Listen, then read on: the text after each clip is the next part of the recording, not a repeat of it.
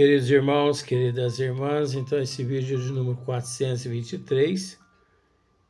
Eu disse no vídeo anterior que eu ia tentar gravar mais um, mas é dor de cabeça. Então, se às vezes ocorrer alguma falha, você me desculpa. Mas é com dor de cabeça, geralmente é difícil. Eu sou muito resistente para dor. Para estar aqui, porque eu sou muito resistente. Mas a gente tem que continuar batalhando, né? Não pode desistir. O compromisso está aí. Mas não é isso que vai conseguir nos tirar da batalha, não. Então, Diálogo com as Sombras, Hermínio Corrêa Miranda, Teoria e Prática da Doutrinação. Então, o tema é o materialista. Então, sinto por ele uma compaixão infinita e me dirijo a ele com ternura, como se a pedir-lhe que me perdoe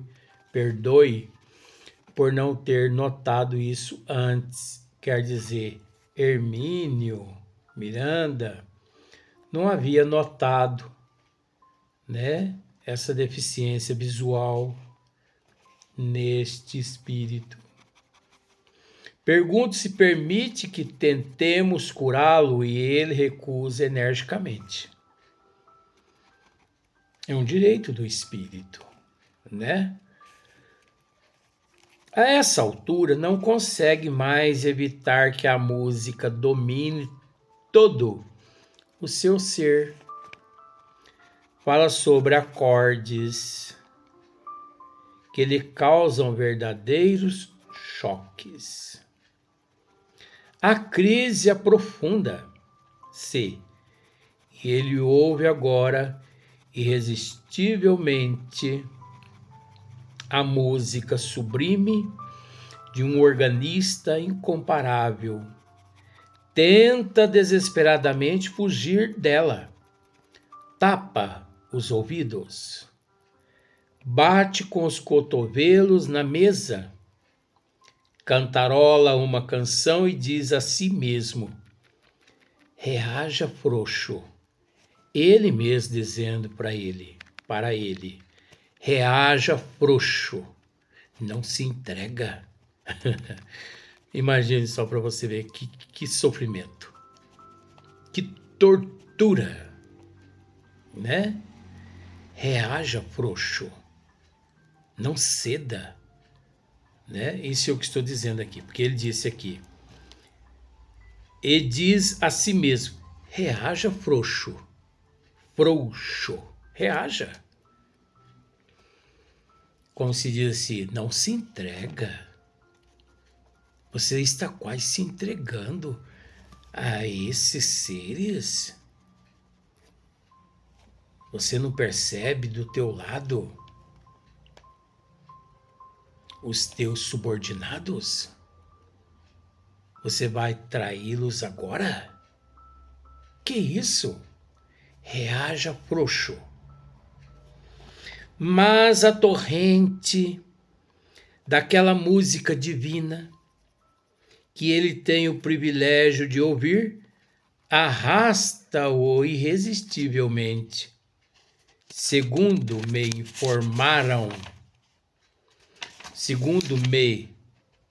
informando do mundo espiritual, ele costumava ouvir os recitais sempre do mesmo lugar, na terceira fila à direita. Digo-lhe isso enquanto ele parece também reconhecer daquele tempo o seu médium atual. Olha para você ver que coisa. Aquele médium, o qual através dele ali naquele momento, ele se manifestava através dele ali. Sabe aquele médium que estava recebendo ele? Vamos usar esses termos para ficar mais fácil. aquele médium lá na Alemanha, em existências passadas,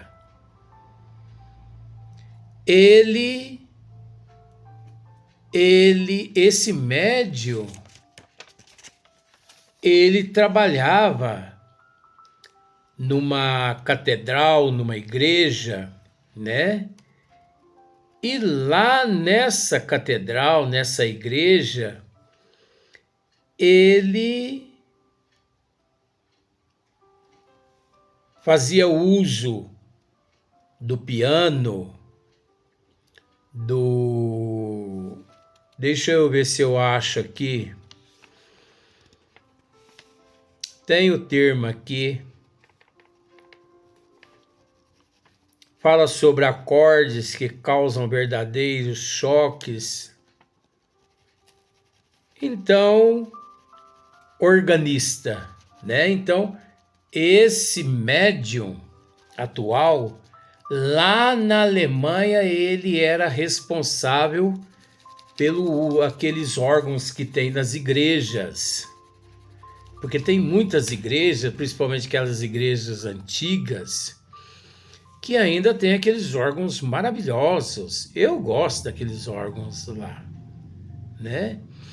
Então, esse médium aqui, o qual ele se manifesta através dele, lá naquela época ele foi um organista.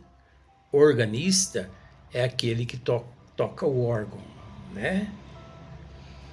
Recita aquelas músicas maravilhosas naqueles órgãos maravilhosos. Acontece que lá na Alemanha, enquanto esse médium aqui tocava as músicas lá, esse espírito aqui, na condição de um ser humano lá, ele sentava na terceira fila. Por isso, essa música ali o impregnava de uma tal forma. Então, por fim, graças a Deus, a emoção daquela música inesquecível domina-o inapelavelmente. Está arrasado e murmura: ele é um monstro. Tudo nele é grande. Refere-se, por certo, ao organista, né? Aquele que toca o órgão. Do invisível toca para ele neste momento. Logo a seguir, começa a chorar, vencido pela emoção que a tanto sufocou em seu coração generoso. A música que ele amava e compreendia como poucos. Olha só para você ver que interessante. A música que ele amava e compreendia como poucos. Foi um instrumento sutil que a misericórdia divina utilizou para restabelecer o perdido contato entre coração e mente, que andavam divorciados. O coração e a mente dele andava divorciado, né? Um no mundo da lua e outro na outra lua. Trato-o com infinito carinho e amor fraterno, e quando lhe peço perdão pela dor que lhe causamos naquela crise necessária, ele retruca entre irritado e confuso: não peça perdão, seu tolo. Olha para você ver. Mesmo nestas condições, ele não baixa o topete.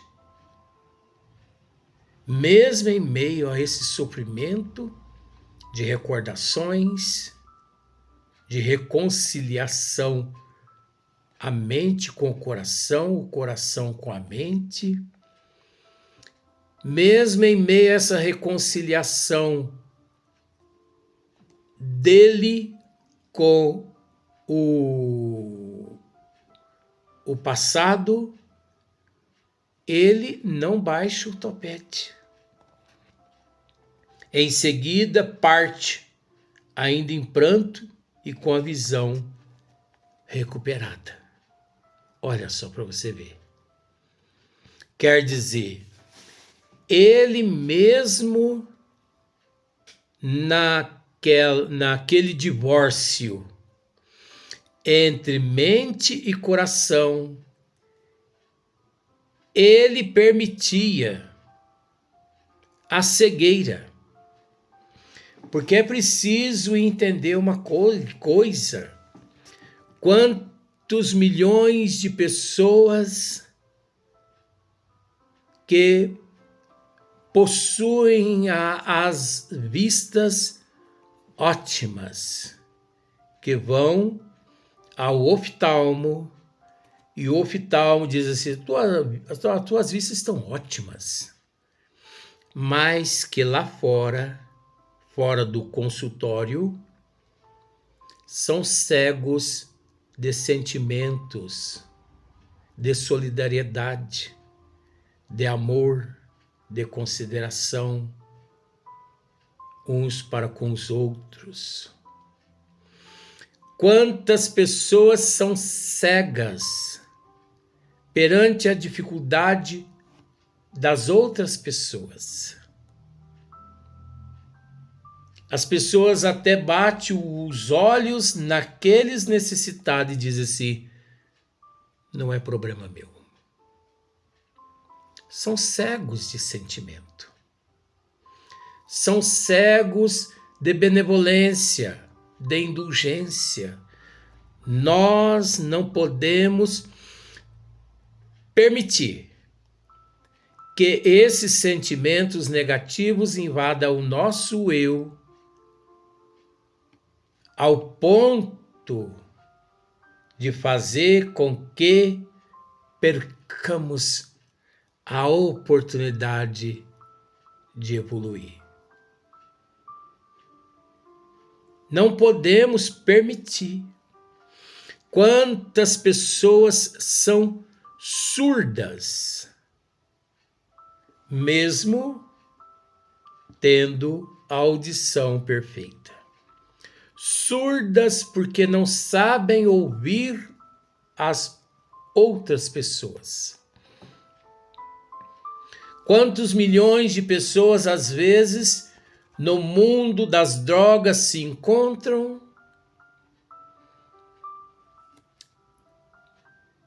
Quantos milhões de pessoas emancipam tuas vidas? Tudo porque trazendo no peito um problema que gostaria de desabafar com alguém, mas que ninguém lhe dá atenção. E a doutrina dos Espíritos nos esclarece que saber ouvir os outros também é uma caridade. Você acha que fazer caridade é meter a mão no bolso e comprar uma cesta básica? De fato, ajuda. Porque pelo menos mata a fome do corpo. Mas e a fome da alma? Vamos agir com prudência, com benevolência. Vamos pensar no tríplice aspecto: alma, matéria, ou melhor, espírito, matéria e Deus. Então, quantos milhões de pessoas que não sabem ouvir umas às outras? Agora, não basta sermos generosos lá fora, sermos caridosos lá fora, sermos humanos lá fora, se faltamos com a caridade dentro do nosso próprio lar. A doutrina dos Espíritos nos esclarece que a primeira caridade começa dentro do lar, dentro da família. Você tem paciência com a tua esposa? Você tem paciência com o teu esposo? Você tem paciência, resignação, aceitação para com os teus sobrinhos e as tuas sobrinhas? Tua mãe, teu pai, tua avó, teu tio, teus filhos. Tem paciência? Tenho. Muito bem. Porque esses nós precisamos entender. Nós nos encontramos aqui na Terra vivendo num coletivo. Mas nós temos compromisso apenas com aqueles que nasceram embaixo do nosso próprio teto.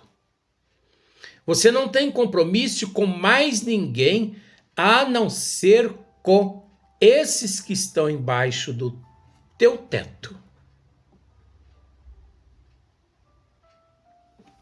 Agora é preciso entender que conforme nós nos evangelizamos através da doutrina dos Espíritos, o amor, ele transcende, ele remove as montanhas internas, que nos liberta, e é onde nós conseguimos assistir aqueles que não fazem parte do seio consanguíneo o qual nós nos encontramos.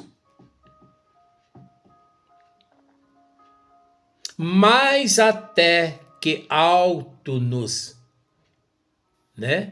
evangelizamos, é natural que a responsabilidade nossa é para com aqueles que se encontram embaixo do nosso teto e que faz parte da nossa consanguinidade, né? Então não adianta nada eu abraçar um, beijar outro, fazer por esse, por aquele, por esse, por aquele, por aquela, por aquela, por aquela, por aquele, se eu tenho uma irmã passando dificuldade. Se eu ignoro uma irmã minha, eu estou dizendo isso justamente usando a minha família. Porque eu posso falar da minha família. Porque nós somos... Eu vou falar da minha família. Nós somos 8 irmãos. O único que não vira as costas e nunca virou as costas para uma irmã que tem 3 filhos sou eu. Enquanto eu viver, esta minha irmã aqui no corpo físico, ela será e estará amparada por mim.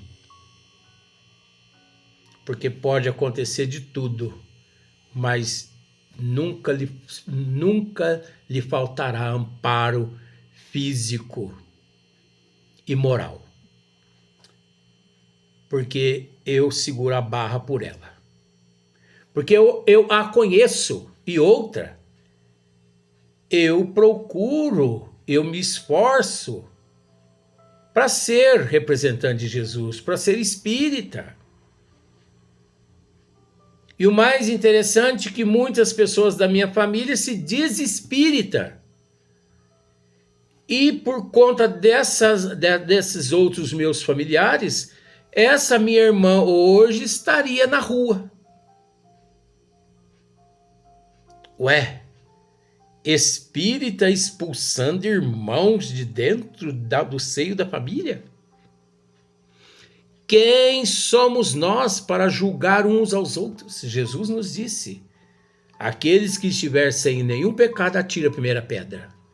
Mas é interessante que na minha família a maioria dos irmãos vê defeito nesta minha irmã, mas não são capazes de enxergar os próprios defeitos podres que carregam dentro de si. É vergonhoso, é nojento saber que essas pessoas ainda têm coragem de dizer que são espíritas, pois na casa espírita que eles frequentam, é irmãozinho pra lá, irmãozinho pra cá, aplica um passo, recebe espírito. Agora não sei que espírito que recebem. Abraça, beija todo mundo.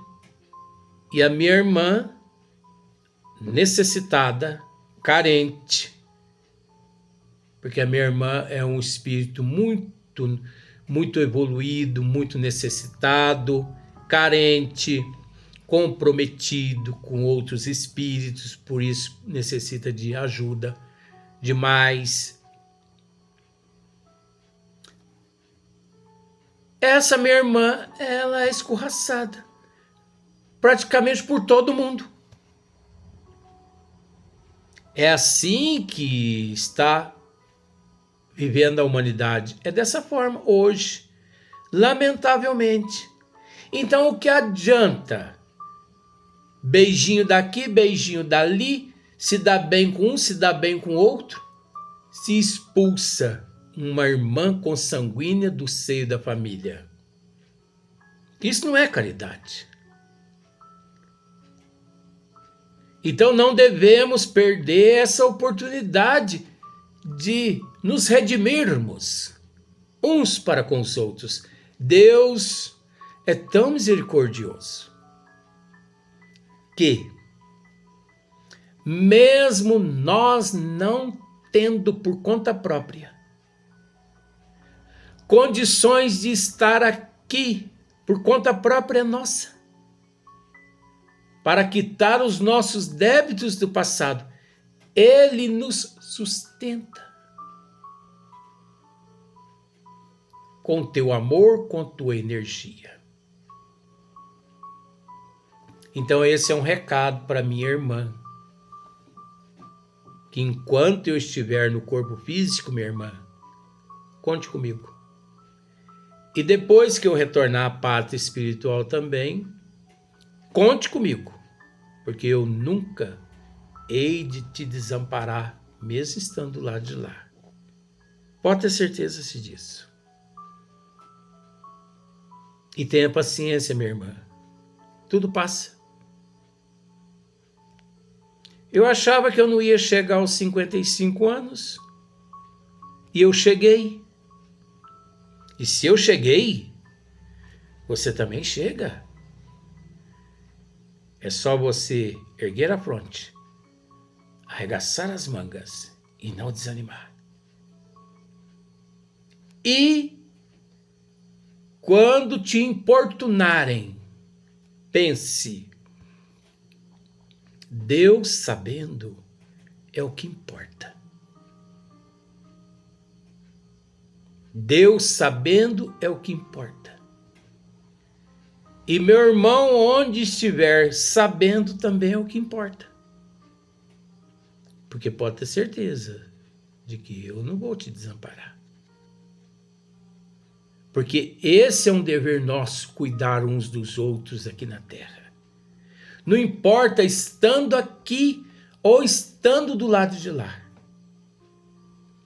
Nós temos que ter em mente de que nós aqui nos encontramos com a oportunidade de acertar os nossos equívocos, os nossos erros. Nós não estamos aqui para fazer graça para ninguém. Nós estamos aqui para acertar o que nós praticamos de errado. Então, se você praticou algum erro em existências passadas, com esse ou com aquele, com aquela, como hei de saber? Através da repulsa, através dos sentimentos. Quais os sentimentos que você tem, que você sente pelas pessoas que estão à sua volta? Quais os sentimentos que você sente? Você sente o que pelas pessoas que estão à sua volta? Porque amar aqueles distantes é muito fácil. Amar quem nos amam é fácil. Gostar de quem gosta da gente é muito fácil. Ser dócil e gentil com aqueles que são dóceis e gentil para conosco é muito fácil. Mais meritório perante os desígnios de Deus é ser dócil, gentil para com aqueles os quais nós alimentamos repulsa.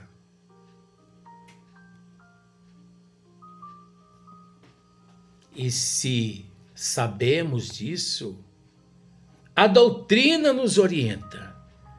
Hoje melhor que ontem e amanhã melhor que hoje. Olha para você ver. Nós iniciamos os vídeos hoje, eu sem condições nenhuma. Mesmo impossibilitado nesse momento. Conseguimos gravar 2 vídeos. Mas eu confesso a você que mesmo impossibilitado, nós vamos gravar mais um vídeo apenas. Eu sou teimoso. Volta aqui do lado aqui me dizendo: chega meu filho, mas quem manda sou eu. Vamos para o próximo vídeo. O próximo vídeo, tema: O Vingador. Esse tema é terrível também. Vamos para o próximo vídeo, mais um vídeo apenas.